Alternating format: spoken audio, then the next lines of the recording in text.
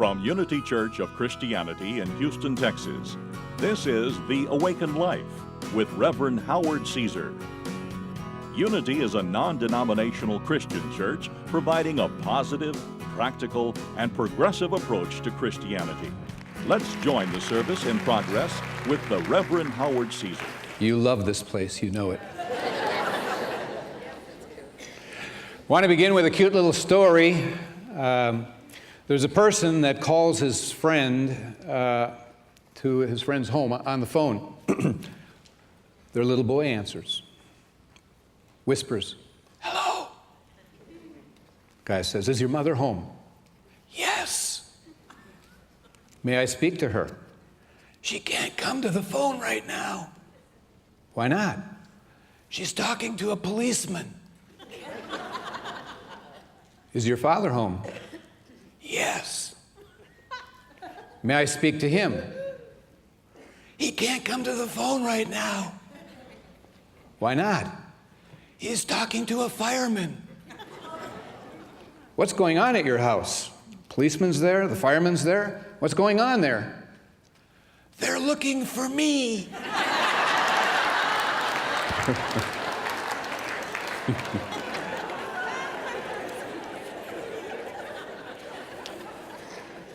Sometimes we grow into adulthood and want to hide various.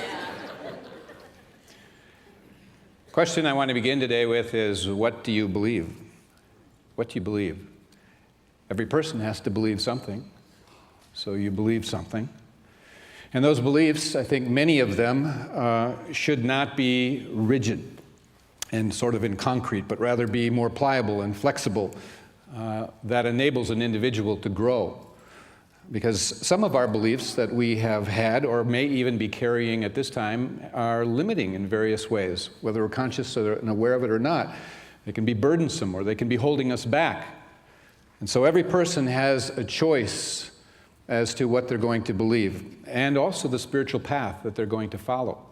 And our beliefs need to be able to bend in the direction of a purer understanding of spiritual truth. So we should know that we're always going to be growing and unfolding. We may move out of and mature out of certain ideas and thinking and beliefs and move into a broader, more healthy, more powerful and enlivening truth or message. And so the path that a person chooses should always be life-giving and life-affirming, and it should be expanding a person's spiritual consciousness. It should have the foundation of love and forgiveness built into it, of course, and it should have an emphasis on the idea that we truly are all connected. We're all connected to the same God, whose nature is love. We're all, in a sense, a part of one family. And so the name and the nature of that God, we say, is love, of course. And that love that is God is designed to bring us into a living, loving oneness, into a sense that we really are a family, not just as a church family, but really a family of humanity, to keep broadening and expanding and grasping that sense that whether you like it or not, we're all family. We are. And so that's the dream, a world of love and oneness. And, they say dreams come true. Yeah, but it always depends upon you and me and all of us as to the role and the part that we play in the life that we've been given. We're not here by accident. We have something that we brought, something that we are to further life forward, allow it to progress. And it's built into our soul. We can't be happy unless we feel a sense of something progressing that we are a part of, our own individual consciousness as well as the world in which we live. It's the nature of things. And so we're here at a church called Unity, and we believe that our mission is to help bring the consciousness of unity forward in people's lives and really in the world.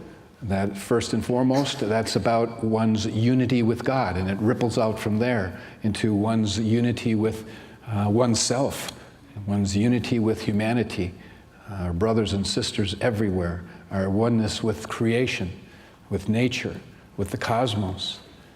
We're one with everything in this universe. And it's important, I think, to realize that we are this family and we're in this life together.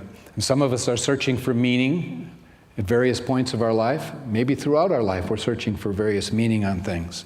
Sometimes we're searching for hope. Sometimes we're searching for encouragement and support. And sometimes we're in a process of finding ourselves. We've lost ourselves. Who are we? What's our role? What's life about?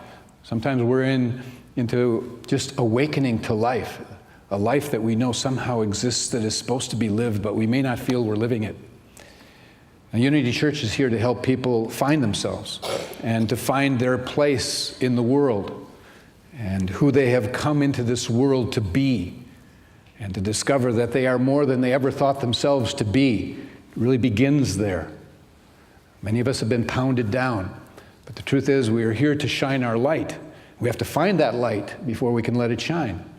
We have to help each other, not only find our own way, but help others find their way as well. There's something fulfilling and enriching in that. And we find our way as we're helping others as well, because we're all family. It's important, to help others feel like there is something in them that can be strengthened, encouraged, that they can be supported, that they can be loved, and that they can be transformed, and that there is a power inside them that allows them to do anything, really, anything for good. And that has to be felt. It's something you have to feel, not just know intellectually that there is something inside you that can move you from where you have been or have been living. People want to be fed, and people need to be fed spiritually, and to be fed a message of a loving God and a higher power that is there to guide them into a holy kind of life. And that holy kind of life must be dear to them. One must hunger and thirst for it. It must be important to be dear to them. There's an ancient story about a group of pilgrims that were searching for the Holy Land. And they wandered for days and finally came to the banks of this big wide river. And it was too deep to cross, and there was nothing to build with around the shores. And so one of the pilgrims there prayed for guidance, and a voice came and urged him to give up something they held dear. And from this, they could build a raft. This was what the voice said. For only that which they held dear would be strong enough to hold them up as they crossed into the Holy Land. And so some of the other pilgrims accused this one that heard this voice, accused him of trying to steal what mattered most to all of the rest of the pilgrims. But there were 4 pilgrims that agreed. And so they offered each up something that they held dear. And there were things that would appear to be useless to others. One offered up a stone. Another offered up a feather. Another offered up a piece of driftwood. Another offered up a torn piece, a page from a book that they had held and the contents of it. And then as they slept that night, the dearness that they had placed in these things flowed together. And when they woke up, there was a magnificent raft there before them. And so the 4 pilgrims got on it, and they rowed the raft to the other side of the river. And once they got there, they heard a voice say that the Holy Land was right there where they had landed. And that night, they burned the raft so as to cook the food that they had. And the voices came and told them again that the Holy Land is wherever what you hold dear holds you up and then turns to food. Whatever you hold dear holds you up, and then it turns to food. It feeds your soul, okay? We are to hold dear in that way our relationship with the divine. It's that precious, and it will hold us up, And being that this is Celebration Sunday, we hope that you hold dear this place and this path that we call Unity. We're here to be fed spiritually. We're here to grow and to unfold in love, and then to play our part, in spiritually feeding others. What we have learned and grown into, we want to spread. That's what it's about, and coming into that realization. It's about feeding each other, really. There's a Bible passage found in the 21st chapter of the Gospel of John, And it is where Jesus is appearing to the disciples for his third time following the crucifixion. The tombstone has been rolled away. He wasn't found there. And he came and appeared 3 times to the disciples. And this is the third time. And they had been fishing, and so he had breakfast with them, it states in the passage. And they ate fish and bread. And after they had eaten, Jesus went and said to Simon Peter, "Simon, son of Jonah, do you love me more than these?" And the only thing we can assume that these were the pieces of fish and bread. Do you love me more than these pieces and particles of food, material food, exterior food? Do you love me more than these? And Peter said, "Well, yes, Lord, you know I love you." And Jesus' response was, "Feed my sheep." Then Jesus said to him again, a second time, "Simon, Peter, Jonah, son of Jonah, do you love me?" And again Peter said, "Yes, Lord, you know that I love you." And Jesus said, "Tend my sheep." And on the third time, Jesus asked the same question. "Simon, son of Jonah, Peter, do you love me?" And now Peter is grieved that he's been asked a third time, and he says, "Lord, you know all things. You know that I love you." And Jesus again said, "Feed my sheep." Why did he do that 3 times? Perhaps Jesus knew that there are different levels of consenting to what is a soul's calling and what it is that they're called to do. They may say on the surface, "Yes, I do, I love you." But they have to be asked again to be taken deeper, and again to be taken deeper. And if you love me, then feed the souls around you with that love, is what he is saying. If you love me, love is what I am, love is what God is, and the only thing that can feed humanity is love. Go feed my sheep everywhere. There's different levels that we learn at, like when we go to a swimming pool, some have 3 different levels of dives. One has the low dive, the medium dive, and the high dive. And if you go off the high dive and you have higher truth and you take it, you submerge further when you dive into what it is that you're diving into. And Jesus sort of knew that, apparently, that there's different levels of feeling something and incorporating something and integrating something into you. And so Jesus was about that 3 times. And each time, probably, Peter went deeper with what he was being asked. There are amazing things that God can do when finding a vessel through which to pour love. The reach of the mind has no dimensions. It is not limited. And the mind and heart, it transmits its vibrational energy over any distance. There is no limit. This means that we are regularly affecting others by our own thoughts and by our emotional states, because that energy goes out. And love is therefore an incredible force that can do most anything for good. Because it's a frequency and a vibration that binds together and accomplishes so much. Many of you enjoy pet stories. And there are many stories about animals having found their way back to their owner. But there's one famous story that it took place in the 1920s, actually, and it was a 2-year-old dog, only 2 years old. His name was Bobby, and he was mostly collie, a bit English sheepdog. But the owners, they lived in Silverton, Oregon, and they were vacationing in Indiana, and the dog was lost. They lost Bobby, and they looked and looked and looked, couldn't find him, but they had to, heartbroken, head back home west to Oregon. And so when they did 6 months later, Bobby showed up emaciated, and he showed up at the family restaurant. They were in a restaurant business, and then the second level is where they had their living quarters. And somehow the dog found its way to the second floor and jumped on the bed of one of the owners and licked its face and awakened him. And that's how they discovered him coming back. And because it was a restaurant, all of the people who came to the restaurant knew he was gone, and now he was back, and they were amazed by this. They could hardly believe it, and so it got published in the local newspaper, and then from there it got picked up nationally and went national.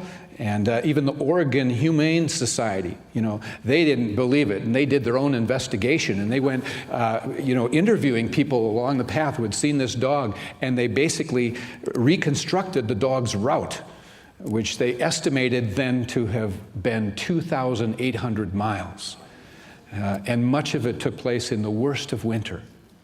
And they figured the dog had taken an indirect route over terrain that the dog had never seen or was not familiar with.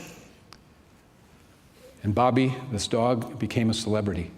He received medals, he received a gold collar, he received gifts from England and France and Australia and the United States. He was given the key to the city of Vancouver, British Columbia, hanging from his neck, apparently. Amazing. Amazing. How did that happen? How did Bobby find his way across all those miles? There are those who suggest that there is only one mind of which we are all a part. And they say that the mind of the animal and the mind of the owner were part of a larger mind that permitted kind of the sharing of information between them. And so therefore, if Bobby's owner knew the way home and back, somehow Bobby was able to grasp that information and find his way back. And so that happening, was evidence that either there is a communication between owner and dog, or there is a single mind that the owner, the dog, and all of us are part of and have access to. All of us have access to the vibration of an all-knowing mind that wants to bring us home. And the sharing of this knowledge, whether it be between humans or between animals and humans, is said to be almost always associated with love, with caring, with compassion.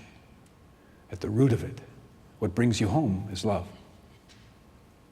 There's one mind, the mind of God, that is all the wisdom, all the truth, and is accessible to lead us home to love. Now, what that dog did was amazing. It was an amazing thing. But we are capable of amazing things, The word amaze means to fill with great wonder. How often are we allowing ourselves to be filled with great wonder of what it is that we have moving through us or have access to? I know I've used this quote before, but Ralph Waldo Emerson said it so well when he said, "There is one mind common to all individual men. Every man is an inlet to the same and to all of the same. What Plato has thought, he may think. What a saint has felt, he may feel. What at any time has befallen man, he can understand. Who has access to this universal mind is party to all that is or can be done, for this is the only and sovereign agent." You can do amazing things, probably already have. You can all mention one. There's a book that I came across. It's called One Amazing Thing. It was written by a lady from India, and it is a novel, and it talks about 9 characters who experience a kind of a sad thing. It was an earthquake while they were working in a visa office in an American city, and that's the story. And they were trapped by all the debris that caved in, but they could move around some, but they couldn't find their way out. And so they came to the conclusion there was nothing they could do but wait. And so there were 9 people actually, and they're very diverse. 2 visa officers, a Chinese Indian woman, her teenage daughter, an ex-soldier, an Indian American girl, a young Muslim man, and an elderly white couple. Variety, okay? And they ration out what food and water they have, and as they wait to be rescued or to die, they begin to tell each other stories about their lives. They were to tell each a story of one amazing thing in their life. And some of them shared things that they had never spoken with anyone else. And it was a beautiful thing, one amazing thing. How in their tragic situation, they still saw themselves as pilgrims of the Spirit, and they were there feeding each other in some way with one amazing thing, one life-affirming thing. All of us have some amazing things, at least one, that we can live from the path of experiences that we've had. And in most every case, that one amazing thing has itself rooted in love. Love was an ingredient. It is said that God is love, and God's one desire is to experience more of himself through his creation. So if God is love, then God, he, she, it wants to experience more of the love that God is through the creation, which is you and me. That's the one desire, it's been said. So you and I were born to do amazing things. And we can do amazing things individually, or we can do amazing things together. We all want to be a part of that. The famous Margaret Mead, she said, "Never doubt that a group of thoughtful, committed individuals can change the world. It's the only thing that ever has." It's a nucleus of people that grasp a vision. They won't let go of it. They believe something is possible, no matter what it looks like externally and around them. And they hold fast, and pretty soon they are a part of making it a reality. Amazing things want to happen. There's a study that was done, 10 college students, and they individually were given a test to determine and measure their intelligence. And so all of them took the same test, and the average score was 113, which was a little bit above average. And then they took a similar test, but now this time they took it as a group, the same students, and they projected up on a large screen the questions to this test. And they collaborated on the answers together as a body, and they scored 145 instead of 113. One would expect that, wouldn't you? Each student supplementing the other's knowledge. Each student basically supplements another's energy. You and I supplement each other's energy by coming together and do great things, amazing things together. Yeah, we can do things individually, of course, but we can do amazing things as well together. We should never forget that.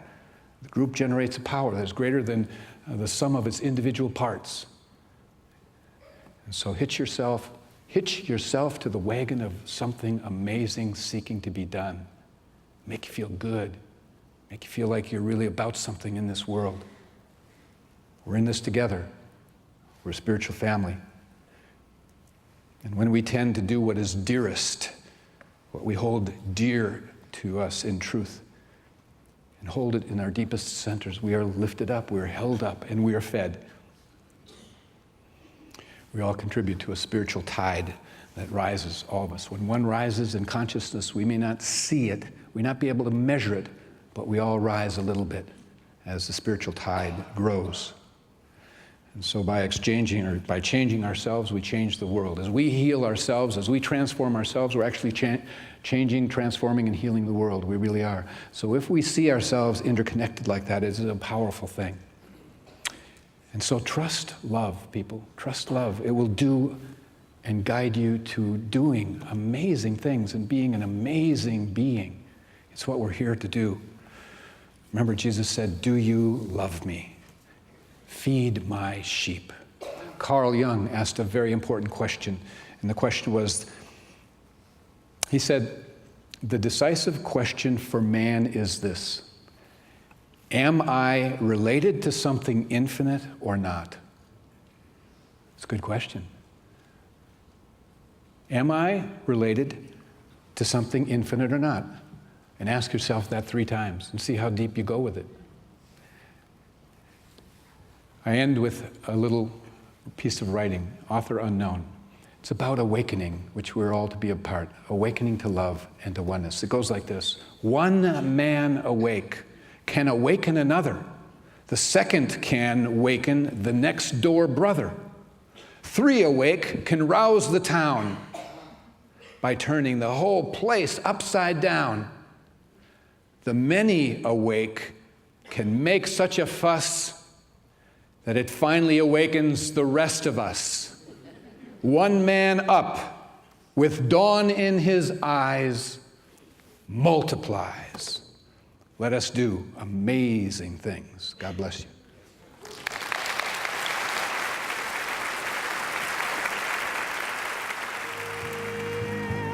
Let your fame be my sorrow. Let your tears be my tears too. Let your courage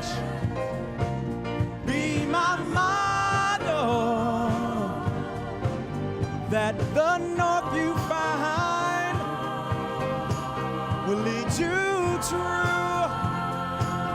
And when there's no information and the compass spins to nowhere, to nowhere, to nowhere, just let your soul be your pilot. Let your soul guide you. Let your soul guide you. Let your soul guide you. It'll guide you well. Guide you well. Let your soul guide you. Let your soul guide you. Let your soul guide you. Let your soul guide you. Oh, when the doctor wills to heal you, there's no more lies they can tell. No more useless information. Let your soul guide you. Let your soul guide you. Let your soul guide you. Let your tears be my tears. Let your courage be my motto. Let your soul guide you. Let your soul guide you. Let your soul guide you. Let your soul.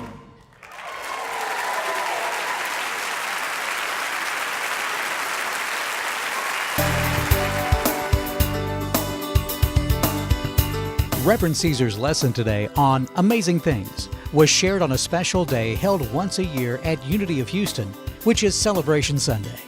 On that day, Unity Spiritual Family is given the opportunity to make a financial pledge for the upcoming year. People prayerfully decide what they are led to give per week or per month and designate that on a pledge card. If you are guided to help Unity continue to do amazing things in people's lives and the world through God's loving work at Unity Church and the TV ministry, then simply call the church number on the screen and ask for a card to be sent to you. Once your pledge card of financial commitment for any amount is received, we will send you a wonderful little book titled How to Speak Unity. Thank you for joining us for today's message. We invite you to be with us again next Sunday. At Unity, we believe that God's presence of love and goodness is everywhere, and that life is meant to be good. You can find out more about Unity and our teachings at unityhouston.org.